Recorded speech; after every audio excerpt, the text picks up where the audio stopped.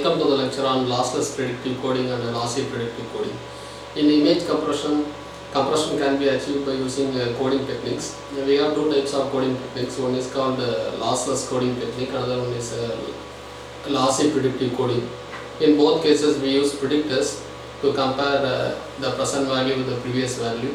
So because of that, the difference can be evaluated. So once difference can be transmitted by using less number of bits. So that is what the objective behind lossless predictive coding and lossy predictive coding. As far as lossless predictive coding is concerned, this is entirely about predictor and symbol encoder. In this case, we don't use any quantizer, so it is lossless. Since we use predictor, it is called predictive coding. So what actually happens here is very first value is transmitted as such. Then if you consider the subsequent values, we find out the difference between first value and the subsequent values. So because of that, that difference will get encoded and it will be transmitted. So only one actual value and other difference values can be called as error values. So only one actual value and error values are transmitted. Since error value is transmitted, okay, there we need to use less number of bits. In that way, compression can be achieved. Since we don't use any quantizer here, it is a lossless predictive coding. So we consider lossy predictive coding. There also we have predictors, but it is used in combination with quantizers, so it becomes a lossy predictive coding. So look at the block schematic of lossless predictive coding. The input sequence f of n is given, then same f of n is given to the predictor. As far as predictor is concerned, so predictor output will be like this: round off summation of ai f of n minus I changes from 1 to m, say I is equal to 0, so it is going to be fn. So a0 fn. So this is the scaling factor by which this value is getting scaled. Then it is rounded up. So that is what the predicted value. So the first value is given to the encoder. It is the same value is given to the predictor. So that predictor output is rounded up to the nearest integer. So that is what we discussed in the form of round. So we get f cap of n, which is very close to the input sequence here. So when our first value is given, this predictor output is going to be 0. At the initial stage, output is 0. So f of n minus 0. So here you will get the first value. Then it will be given to symbol encoder. There we can use variable encoding techniques by which compression can be achieved.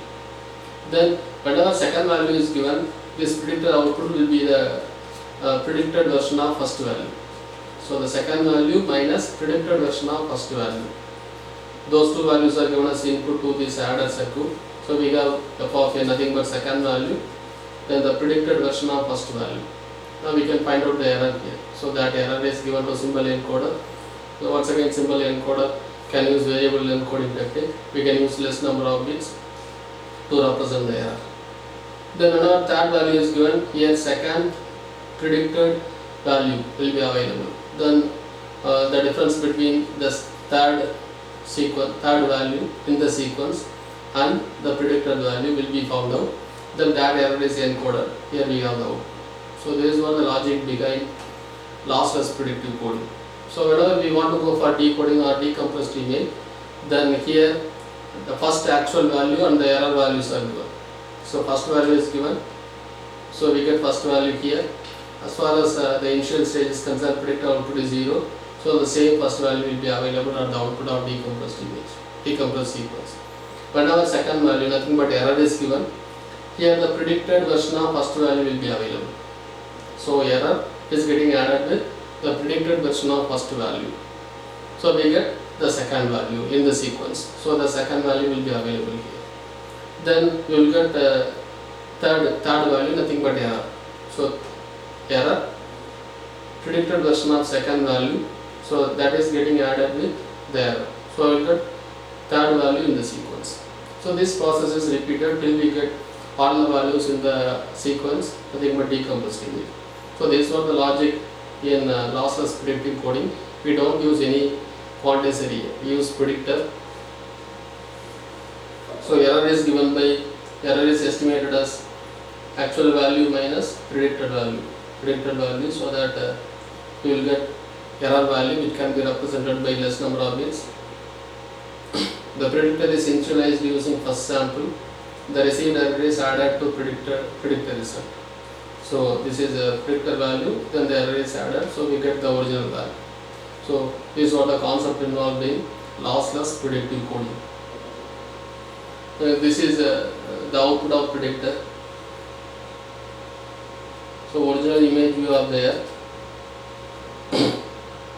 corresponding histogram. Then we consider the actual value and the subsequent errors.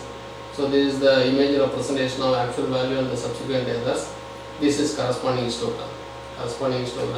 As far as this histogram is concerned, otherwise distribution of gray values are concerned, standard deviation is 45.60. Entropy is 7.25. So we have more information content in this image, so for which we need more number of bits. As far as error image is concerned, standard deviation is 15.58, then entropy is 3.99.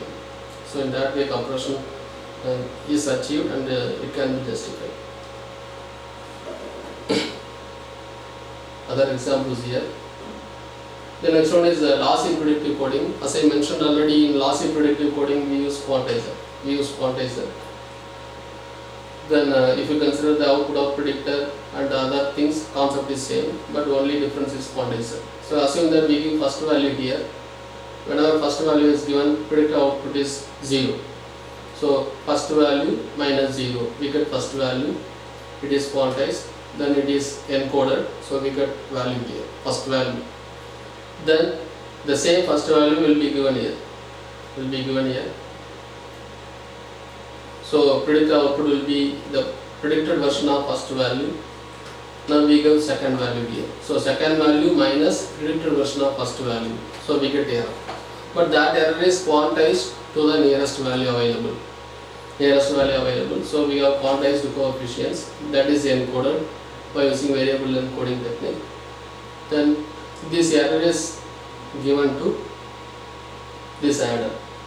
Already we have second predicted version of second value, so that second value is getting added with the error, so we can get the third value here, predicted version of third value. So we get third value in the sequence. Here we get predicted version of second value, so we get the error. Then that error is quantized, then it is encoded and so on. So that is what the concept behind encoding or compression procedure by using lossy predictive coding. So whenever we give particular data in the sequence, then the previous value will be available at the output of predictor. If we give third value, here we have the predicted version of second value, so we have the error here, and so on. So if we consider decompressed sequence, decompressed block diagram, we give the sequence here. As far as this sequence is concerned, we have actual value followed by the errors. So whenever actual value is given, then predictor output is 0. So the actual value will be available as output. Then the actual value is given to the predictor. Now we have the predicted version of first value. So now we give second value. Whenever second value is nothing but error here. Whenever we give error, that is getting added with the predicted version of first value, so we get second value here. The same second value is given to the predictor, so we have predicted version of second value here. We give error value which is related to third value, so we give error here, that is added with the predicted version of second value. So summation of error value plus the predicted version of second value will give third value. So we have third value here.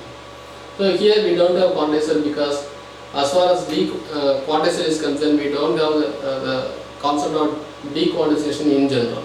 Because quantization is all about many-to-one mapping.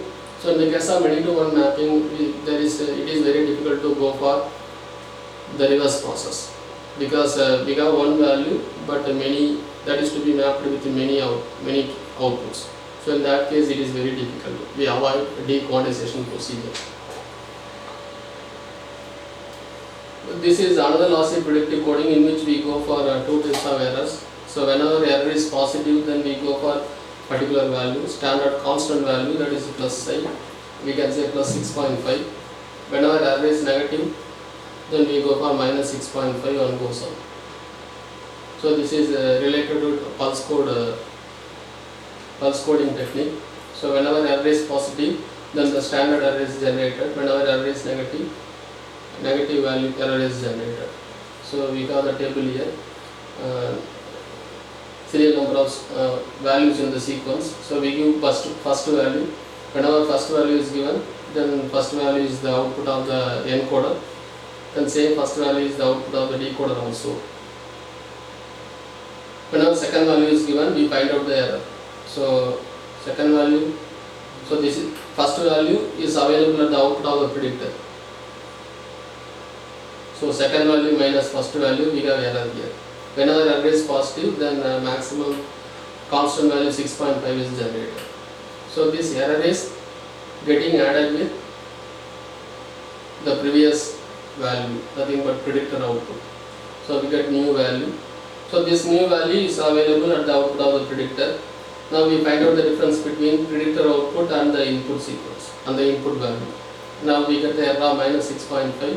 Whenever error is negative, then quantizer produces minus 6.5. Now this error is added with the predictor output, we get 14. So this is what the output of predictor. So the same value available at the output of the predictor, it is getting, so it is subtracted from the input sequence, so we get 1 here. We get error value 1. Whenever error is positive, it is 6.5. You consider this image, you can understand. So error value is getting added with predictor output. But as far as the input sequence is concerned, input sequence value in the input sequence is getting added with and getting subtracted with respect to the predictor output. So this is the value in the input sequence, this is the output of the predictor. We find out the difference between these two. But as far as the error is concerned, that error is added with the predictor output.